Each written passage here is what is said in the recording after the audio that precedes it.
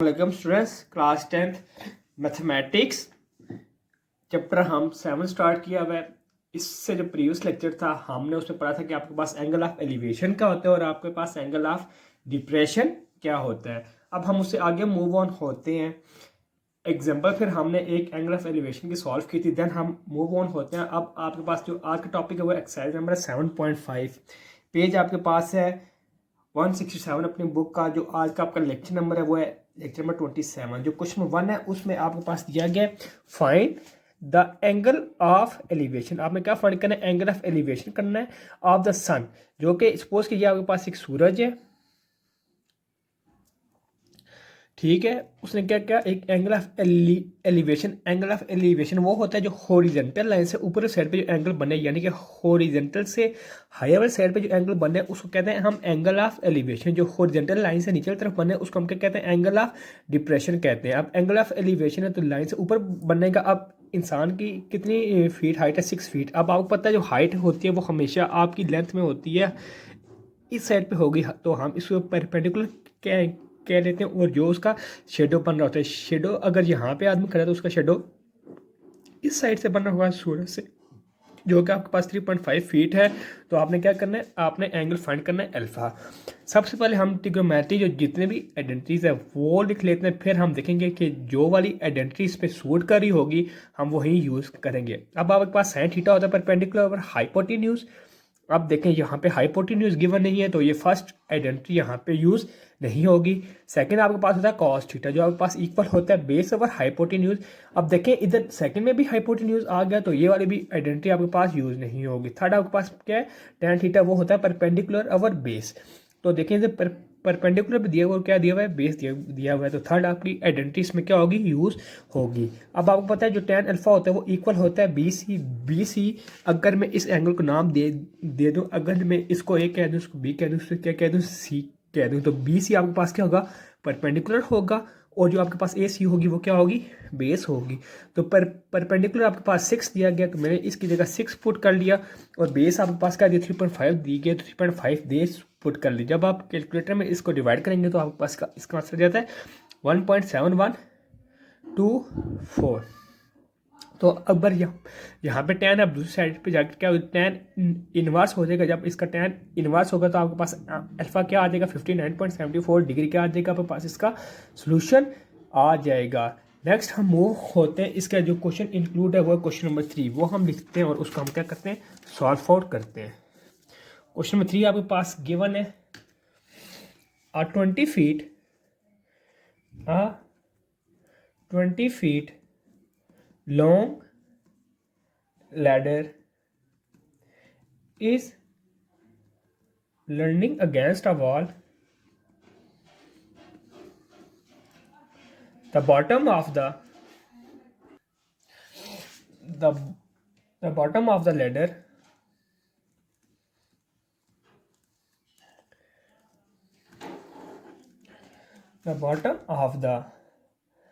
ladder is 5 feet from the base of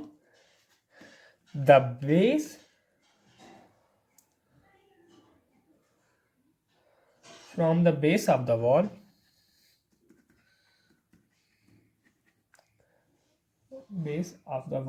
Find the acute angle. आपने acute angle find करना है। Find the acute angle, और bracket में आपको लिखा हुआ है एंगल ऑफ एलिवेशन। उसने हिंट दे दे इस पे कौन सा एंगल यूज होगा। एंगल ऑफ एलिवेशन क्या होगा? यूज होगा। तो एंगल ऑफ एलिवेशन आपको पता है वो एंगल होता है जो हॉरिजॉन्टल लाइन से आपके पास ऊपर वही यानी कि हायर साइड में बन रहा हो तो आपके पास वो क्या होता है? एंगल ऑफ एलिवेशन होता है। तो इस पर क्या यूज होगा? एंगल ऑफ एलिवेशन होगा। तो ये मैंने पूरा क्वेश्चन लिख दिया कि angle of elevation the ladder makes with the ground. अब लैडर कहते हैं सीढ़ी को। आप पता है कि सीढ़ी जो होती है वो आपके पास दीवार है, सपोज कि आपके पास दीवार है तो सीढ़ी हमेशा यूं रखी जाती है ना, अगर क्योंकि इस तरह सीढ़ी स्लिप नहीं होती, सीढ़ी इस तरह रखी जाती है। तो उसने कहा जो इसकी बेस है ना वो 5 फीट है। कितनी है? 5 फीट। और जो सीढ़ी लंबाई वो कितनी है? 20 है।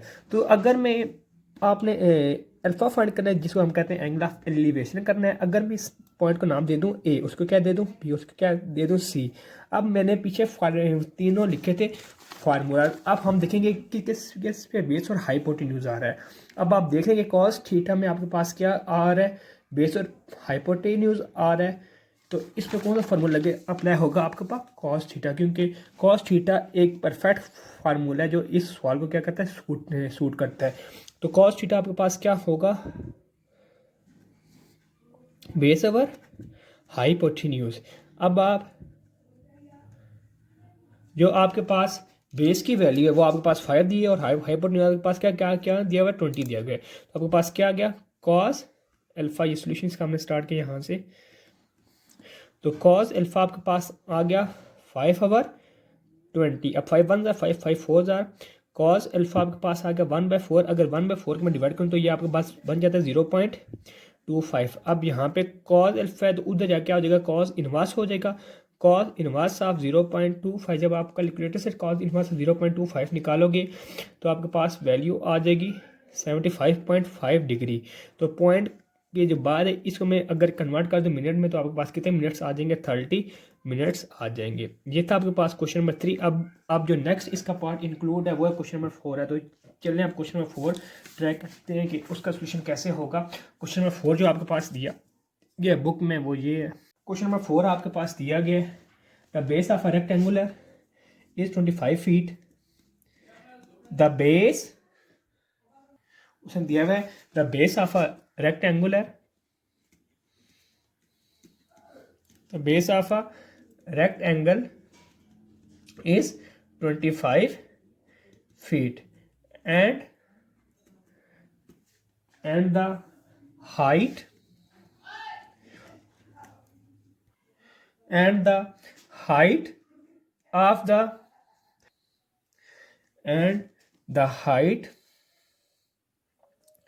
of the rectangular is 13 feet. Angle is 13 feet. उसकी क्या दी हुई है आपके पास हाइट दी गई है। Find the angle that the diagonal of the rectangle makes with the base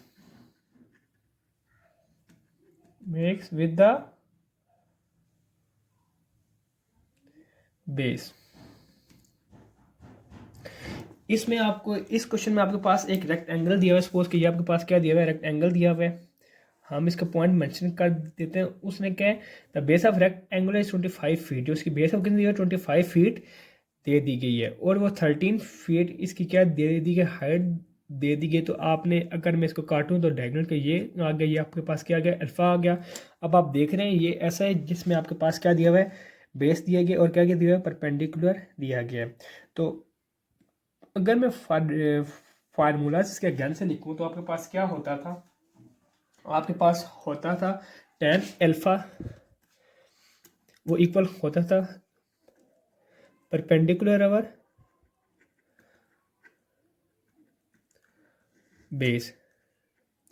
sine alpha आपके पास इक्वल होता था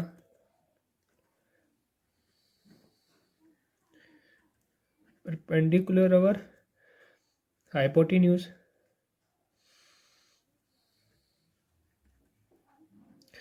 और आपके पास कॉज अल्फा इक्वल होता है